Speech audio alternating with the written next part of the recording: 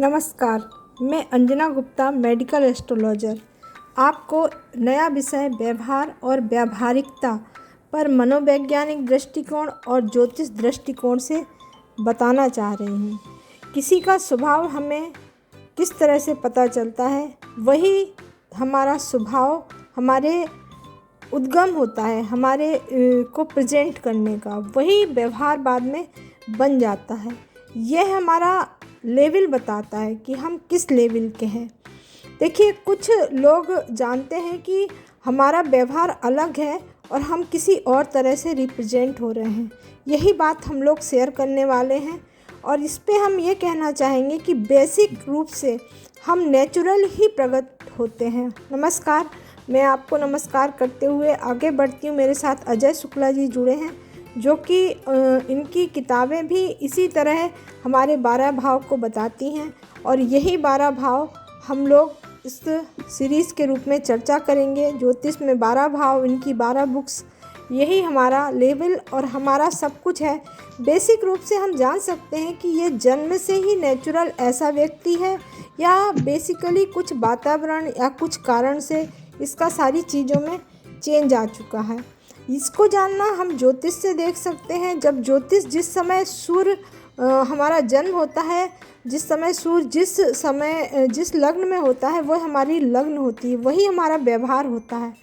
यह टाइम बियोंग नहीं होता है, लाइफ लॉन्ग आपका व्यवहार होता है और यही व्यवहार आगे चल के हमें लग्न के रूप में हमारे फिजिकल लेवल को बताता है और यही मेंटल लेवल को भी बताता है। इस तरह हम जान सकते हैं। आज का आपने रखा हुआ है और निश्चित तौर पर जो बात आपने कही वो बड़ी गंभीर भी है कि व्यवहार को लेके बहुत सारी भ्रांतियां भी हैं और व्यवहार को लेके सभी इंसान एक दूसरे के साथ में बहुत ज्यादा अपेक्षाएं भी रखते हैं और उसके पीछे सबसे बड़ा कारण है कि उनका स्वयं का व्यवहार तो जो भी कुछ है वो सब कुछ उनके ऊपर निर्धारित होता है, लेकिन वो चाहते हैं कि उनसे जितने लोग जुड़े या उनके जितने भी लोग संपर्क या संबंध में आए वो सब उनसे अच्छा व्यवहार करें। तो एक जो अच्छा व्यवहार करने की मनसा होती है या मिथक कह सकते हैं या जो अपेक्षाएं होती हैं, वो एक इंसान के ऊपर इतना दबाव डाल देती हैं आंतरिक रूप से या बाह्य रूप से। वो व्यक्ति जो कुछ भी अपने व्यवहार के द्वारा दुनिया के सामने प्रस्तुत करना चाहता है या होना चाहता है, तो कई बार वह बाह्य और आंतरिक दबाव के कारण इतना प्रेशर में आ जाता है कि वहाँ एक अच्छे व्यवहार की जो अपेक्षा थी उसकी बजाय उसके जीवन में कुछ ऐसा व्यवहार प्रतिपादित हो जाता है जिसमें बहुत अधिक दबाव भी होता है और बहुत अधिक तनाव भी होता है और उसको लेके वह परेशान रहता भी है। और कई बार आदर्श व्यवहार की मनसा से जो कुछ भी वो अपने जीवन में करना चाहता है, चाहे वो बातचीत के माध्यम से हो या कुछ क्रियाकलाप के माध्यम से हो, वो सबके बीच में एक द्वंद्व खड़ा हो जाता है और कई बार चाहते हुए भी, ज्ञान की उपस्थिति होने के बावजूद भी, समझ अच्छी होने के बावजूद भी वह कुछ अपने बौद्धिक स्तर से जो कुछ भी करना चाहता है वह नहीं कर पाता है और अंततोगत्वा एक उसके अंतर मन में सूक्ष्म पश्चाताप होता है कि कोई बात नहीं, ये अवसर या ये परिस्थिति अभी निकल गई, अभी आने वाले समय में मैं कुछ अच्छा व्यवहार करने का प्रयास करूंगा। तो यह जो ऊहापोह उसके मन में व्यक्ति के रहती है और एक द्वंद्व रहता है, वो अपने व्यवहार के अंतर्गत इसका एक तुलनात्मक अध्ययन भी करता रहता है। उसको लगता है कि जो कुछ भी मेरा व्यवहार सामने वाला रीड कर रहा है या उसको वो जो ऑब्जर्वेशन कर रहा है उसके हिसाब से जो उनकी क्रिया और प्रतिक्रिया है, आलोचना या समालोचना है या संवाद की जो आगे स्थिति बन रही है, उसका भी एक वो अनुमान लगाता है और कई बार सामने वाले के किसी निष्कर्ष के बावजूद भी वह तय कर लेता है कि कहीं ना कहीं भूल या चूक हो गई या सामने वालों को कोई बात मेरी बुरी लग गई और मैं उसमें प्रयास करता हूं कि उसमें कुछ परिवर्तन में कर सकूंगा आगे चल के। और उस समय वह अपने आप को विड्रावल के रूप में एक छोटा सा शब्द जिसको वो कहने का प्रयास करता है कि इफ यू डोंट माइंड, या आप मेरी बात पर बुरा मत मानना, मेरे कहने का आशय यह नहीं था।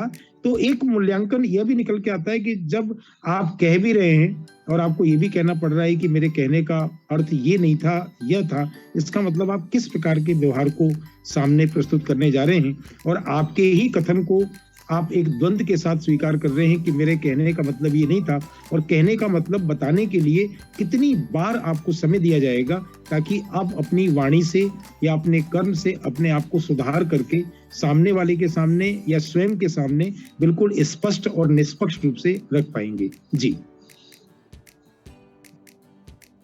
जी, आपकी बात समझ में आई है। मैं यहाँ बताना चाहूँगी कि हम ज्योतिष में अपने आप को कैसे देख सकते हैं। और यहाँ पर हम देखते हैं कि कुछ लोग अपने व्यवहार को किसी किसी कारणों से चेंज करते हैं, चाहे उन्हें कार्यक्षेत्र में बदलना हो, चाहे उन्हें वातावरण के कारण चेंज करना हो, चाहे वह अपने आप को बैलेंस नहीं बना पाते हैं तब भी ऐसा करते हैं। जैसे लग्न हमारा फिजिकल बॉडी है, मून हमारा मन है। मन से हम यहाँ सुदर्शन चक्र से इसे देख सकते हैं कि हम लग्न से अपने नेचुरल कैसे हैं, मून से हमारा मन कैसे बार बार चेंज हो सकता है अप एंड डाउन्स में अपने मेंटल लेवल को। वहीं पर हम लोग सूर्य कुंडली से ये देखते हैं कि यह आत्मा, ये साउल किस काम के लिए बेसिकली आई है, वो अपना चेंज नेचर में कैसे और क्यों करेगी, जिसके कारण से उसे इस पृथ्वी लोक में अपने को एक्सपोज करना है। तो यहाँ पर एक्सपोज के लिए हम लोग देखते हैं 9th हाउस, और हमारा क्रिएशन जो होता है वो 5th हाउस से होता है, 5वां स्थान होता है। तो यहाँ पर हमारा लग्न, हमारा पंचम और नवम, जो कि हमारी मूल रूप से हम अपने आप को प्रेजेंट कर पाते हैं और दिखा पाते हैं कि हम किस तरह से समाज में व्यवहार करेंगे। यहाँ पर यह भी देखना ज़रूरी होता है कि व्यक्ति आपके सामने आएगा तो किस तरह से आएगा, वो तर्क करेगा कि कुतर्क करके आपको काट देगा और अपने आप को सिद्ध करेगा। हम लोग ज्योतिष में इसमें दूसरा भाव देखते हैं। दूसरा भाव से हम देखते हैं व्यक्ति किस तरह से तर्क करके अपने आप को स्थापित कर देगा, 12वें भाव से वह काट कर सिद्ध करेगा। जहाँ सप्तम स्थान हम लोगों का जो कुंडली में होता है वह तराजू की तरह तौलने का काम करता है कि वह अपने आप को, अपने एक्सपोज को कितना बैलेंस करेगा, कितना नहीं कर पाएगा, किस तरह चेंज करेगा, किस तरह अपने को, अपने टैलेंट को दिखाकर वो हम लोगों से संपर्क करेगा।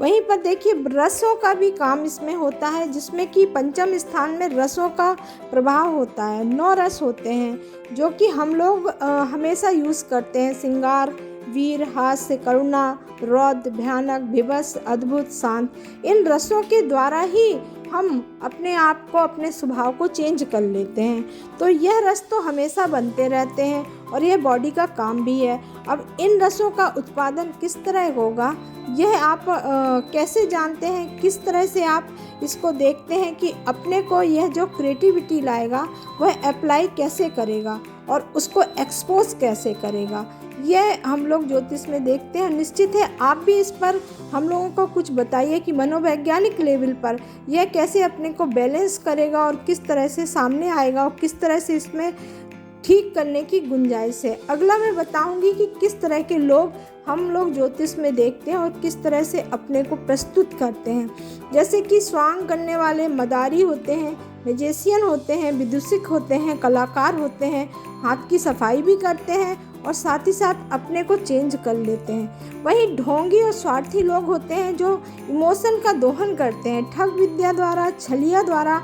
क्योंकि पहले वाले लोग अपने काम के कारण करते हैं, पर दूसरे लोग अपने आप को इमोशन का दोहन करते हैं सामने वाले का। कई जोशी होते हैं, कई आध्यात्मिक गुरु होते हैं, कई इस तरह के लोग भी देखे हैं। वहीं कपटी और षड्यंत्रकारी लोग होते हैं, विध्वंसकारी होते हैं, कुटिल नीति होती है, अपने आप का उपयोग भी कर देते हैं। मानव बम के रूप में हम इनको देख सकते हैं। कुछ लोग हम देखते हैं कि इतने ज़्यादा परोपकारी होते हैं, समाज सेवा में आते हैं, इनमें रणनीति आ जाती है तो ये राजनीति में कूद जाते हैं और यह लोग परोपकार के नाम से भी आज शोषण करते हैं, जैसा कि आप बृहद रूप से देख सकते हैं। देखिए आप आगे व्यक्ति के चर्चा करिए। स्वभावगत विशेषताओं को जब हम देखने की बात करते हैं तो वह एक इंसान जब अपने व्यवहार को प्रतिपादित करने का प्रयास करता है तो उसमें निश्चित तौर पर परिस्थिति जन्य भी हो सकते हैं। कई बार उसको एक तत्परता के साथ में या व्यग्रता के साथ में, कुल मिला के एक व्यक्ति के व्यवहार में इन 9 रसों का समावेश किसी न किसी रूप में, चाहे वो सूक्ष्म रूप से हो या बृहद रूप से हो, वो आपको दिखाई देगा।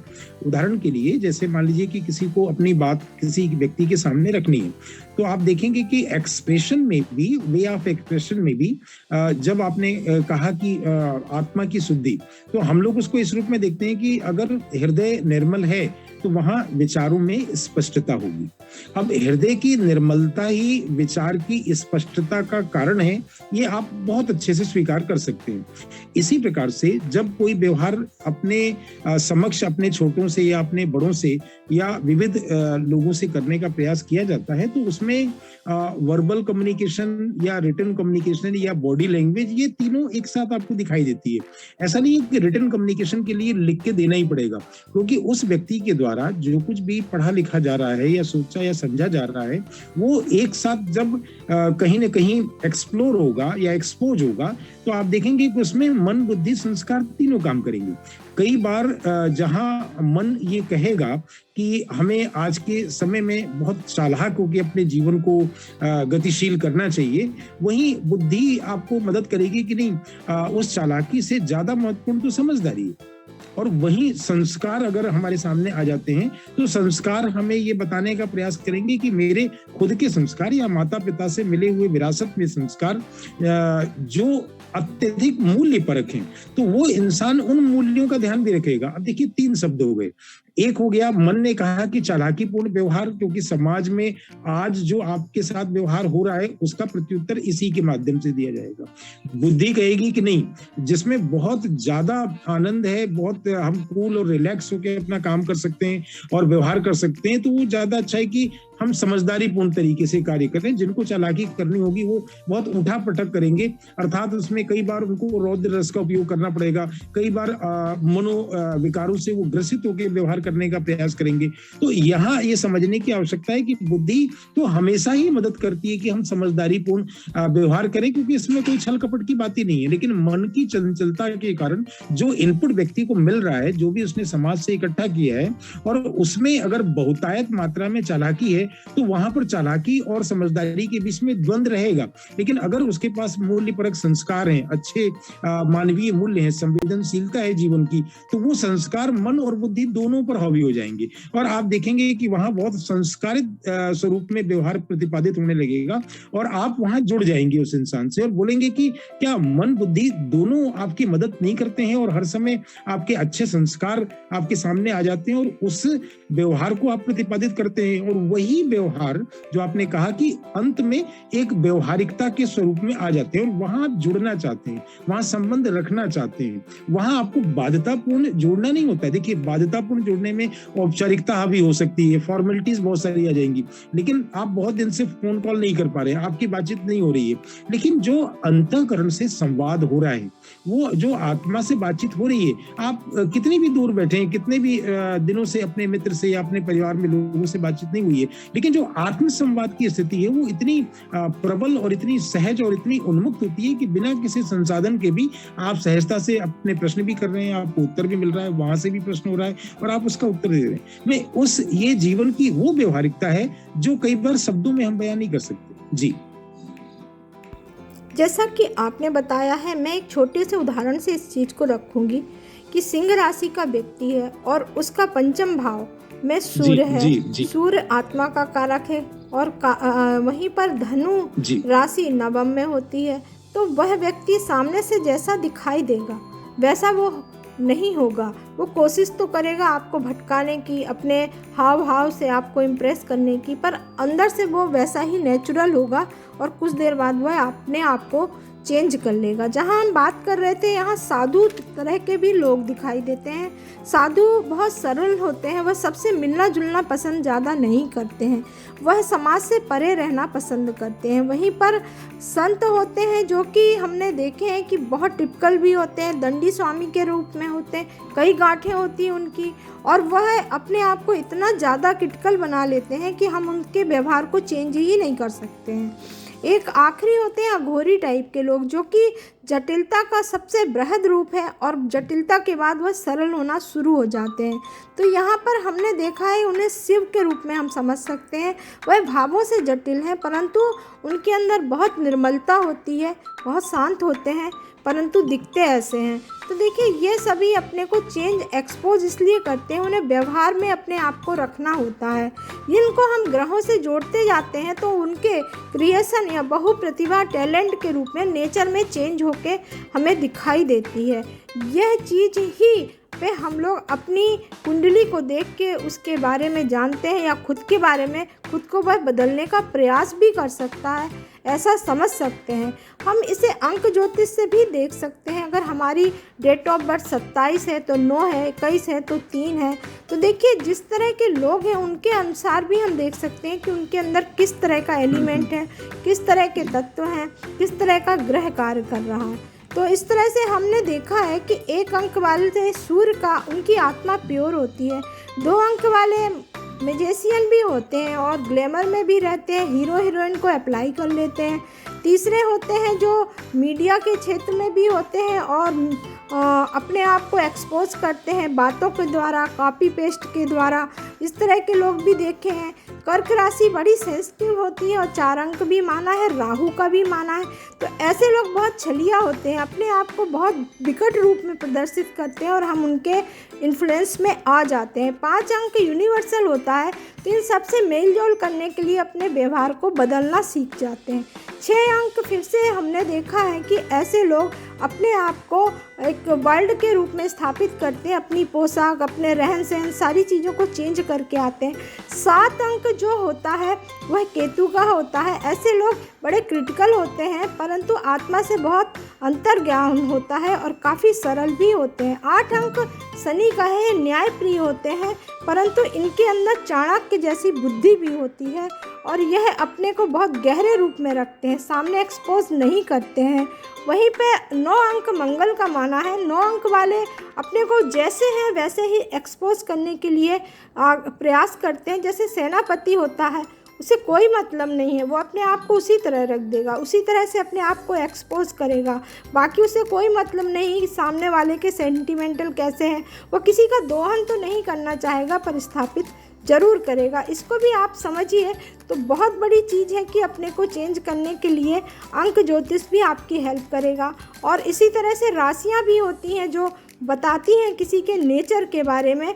जैसे कि मेष सामने से बताएगा वृष कुढ़ते रहेंगे और मिथुन शर्मीले होंगे और कर्क राशि बहुत सेंसिटिव होगी और सिंह राशि बहुत केयरिंग होगी, लविंग होगी और कन्या राशि डिप्लोमेट्स होगी और 7th यानी तुला राशि डिसबैलेंस होगी और वृश्चिक बहुत गहरे होंगे और रिएक्ट करेंगे कभी कभी और धनु राशि गंभीर होगी परंतु अपने लक्ष्य पर फोकस होके आपका व्यवहार करेगी। मकर बहुत डीप होंगे और बहुत बैलेंस होंगे और कुंभ बहुत अंतरात्मा से गहरे नेचर के और स्वभाव के होंगे। मीन राशि भावुकता से समुद्र रूपी परंतु ये कभी कभी बहुत सनकी हो जाते हैं, अति कठिन स्वभाव इनका हो जाता है जो कि ये खुद भी नहीं समझते इनने कैसे अपने को चेंज कर लिया है। तो इस बातों को ध्यान रख के हम राशि और अंक ज्योतिष को देख सकते हैं और ऐसे लोगों को चेंज करना आना चाहिए खुद को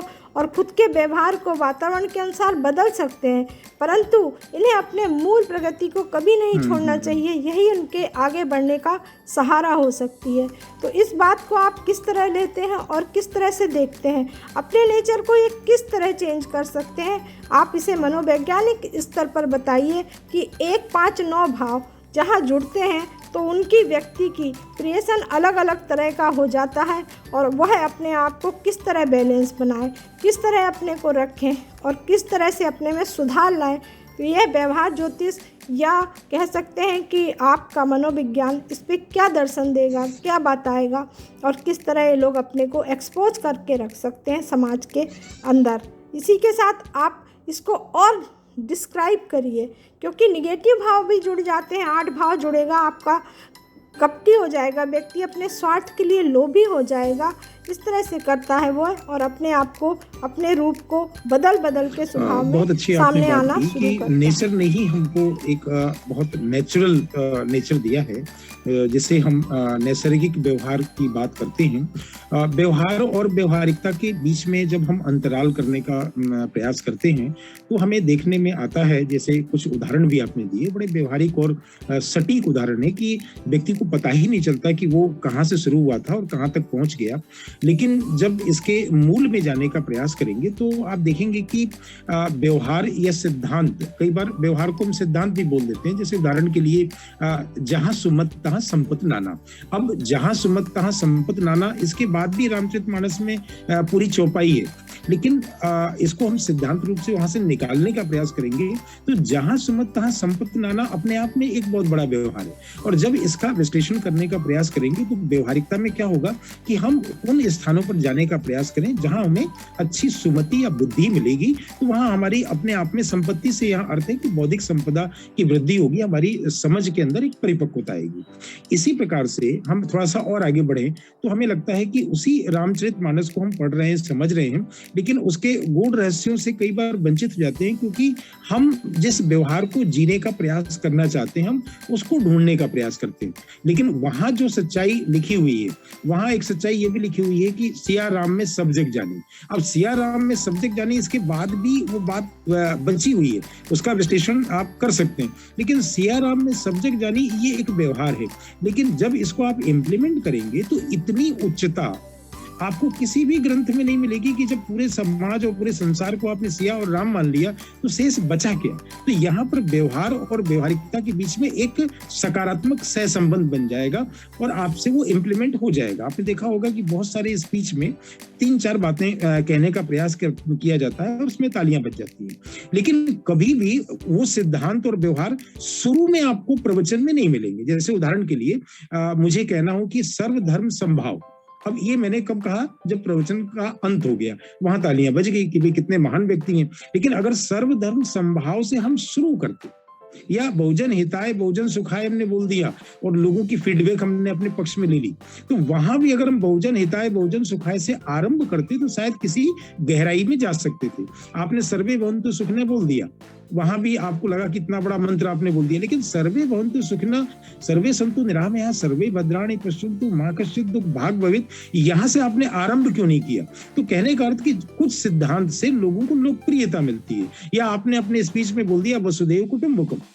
अब प्रश्न उठता है कि वसुधैव कुटुम्बकम अगर पूरे जीवन पर्यंत 100 साल तक आप अंत में ही बोलते रहे तो अपने जीवन में आरंभ कहां से होगा। तो मैं बताने का प्रयास कर रहा था जितने भी सूत्र वाक्य हैं ये केवल एक स्पीच में अपनी महिमा और गरिमा के स्वरूप के लिए नहीं, बल्कि उसके विश्लेषणात्मक अध्ययन, उसमें जीवन जीने की जब आप कोशिश करते हैं, पैरवी करते हैं, अपने आप को लगाते हैं, संलग्न करते हैं, या ऐसा मान के चलते हैं कि इसके मूलभूत सिद्धांत के साथ साथ में हम व्यवहार पर भी काम करेंगे।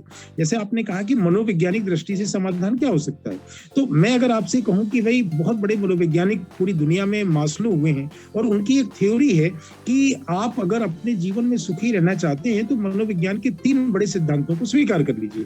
अब सिद्धांत क्या है, तो वो कहते हैं कि पहला सिद्धांत है कि अपनी मूलभूत आवश्यकताओं की पूर्ति करो। अब मूलभूत आवश्यकताओं की पूर्ति कर लो। और दूसरा सिद्धांत क्या है, तो इसमें आपको सोशल सिक्योरिटी, माने बेसिक नीड पूरी हो गई तो सोशल सिक्योरिटी आप अपनी पूरी कर लें। अब तीसरा सिद्धांत क्या बताया उन्होंने, कहा कि आत्मसंतुष्टि, सेल्फ